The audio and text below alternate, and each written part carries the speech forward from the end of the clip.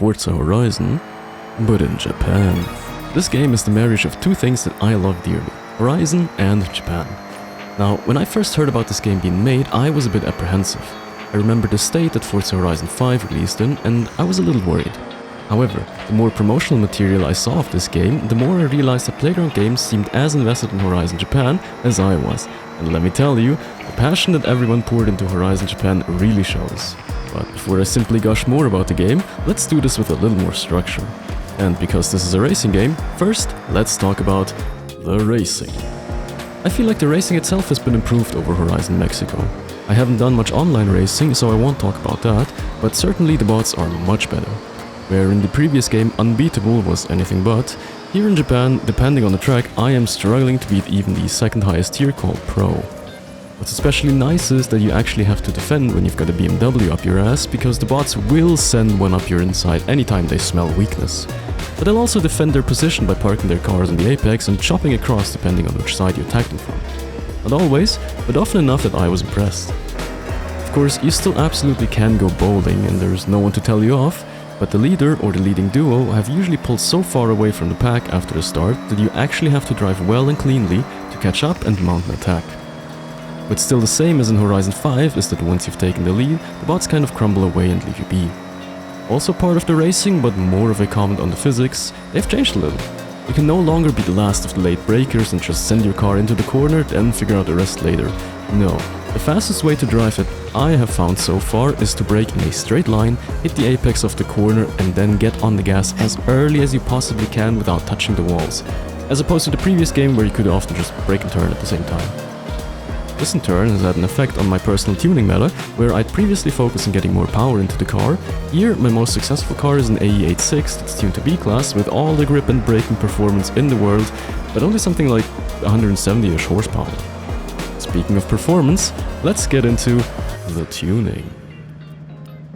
Tuning cars has gotten a bit of a makeover. Now, I'm not a great tuner, but I do take pride in always driving cars I've tuned myself. Let me get the bad thing out of the way first. The damn Forza Aero tuning hook. It still annoys me, and if you download a design that does not have it painted, there is no way to paint it yourself without removing the cool design you just downloaded. Right. As for the good stuff, more engines, more rims, but most importantly, much more data to rely on.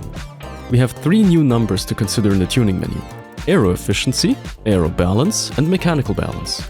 Aero efficiency refers to how well your car cuts through the air, and if you want something built for speed, this is the number you want to have as high as possible. Now when you attach or tune a wing, aero efficiency tells you exactly how much drag you're adding to your car, so you can better judge whether the looks of a sick wang are worth the drag penalty. Aero balance is the number that tells you where along the length of your car the downforce is applied. 0 means all the way at the back, 1 means all the way in the front. Now when you drive your car at speed, that's when aero kicks in, and if you, for example, lose the rears in a high-speed corner, you can adjust your wings so the balance sits more towards the back without guessing where you've placed it. Pretty neat. Mechanical balance is pretty much the same thing, but for your anti-roll bars, springs and dampers. Now even if you have no idea what you're doing, you can adjust your sliders and see what they do to the balance if you ever need to change the handling characteristics of your car. Personally, I like to have a mechanical balance that favors the front, so anywhere between 0.5 and 0.6, and an aero balance that holds down the rear, meaning somewhere below 0.5. But all the tuning in the world could not save Horizon if the game itself wasn't fun. So, let's talk about the story progression. And here is where I have my single major gripe with the game. Overall, I'm very happy with what they've done with the armbands that kind of act like your racing licenses, slowly unlocking more events as you prove yourself worthy, but I am sick and tired of yet another unlimited buggies or SUV cross-country event. The only thing I care about is circuit racing on tarmac and the rally stages and circuits. The one thing that has me really annoyed is that in order to progress to Legend, the only events left are cross-country events, which require certain kinds of tunes and a specific driving style that I simply do not enjoy. It's not for me.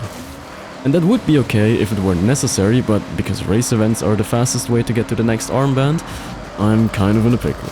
And I'm saying this despite having a much easier time winning cross-country events than other types.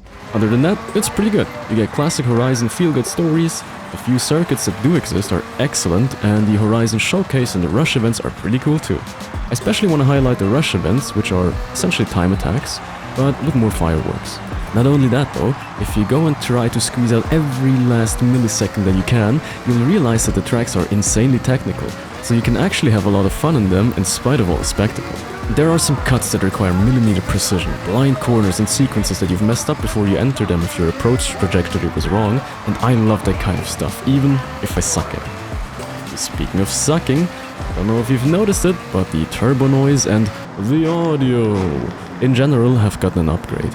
Idle revs, pops, bangs, blow-off valves, tire noise, curbs, it sounds great. And the best of all, we finally have better controls in the audio settings, so you can choose what you want to hear. My friends and I had one little gripe in Horizon Mexico, because in that game you couldn't say, "Whoa, listen to my car, it sounds really nice," because other cars were extremely muffled or even had different engine sounds altogether. Add to that the upgrade to how audio bounces around, and I've gotta say, I'm really happy. And let's not forget the excellent soundtrack they've put together for Horizon Japan. Whatever you're in the mood for while driving, they have it. Gotta say, the radio stations really add to the atmosphere and elevate the vibes. Oh, the vibes, they are immaculate. From the first time you emerge from the sakura trees to arriving in Tokyo after a side trip to Mount Akino.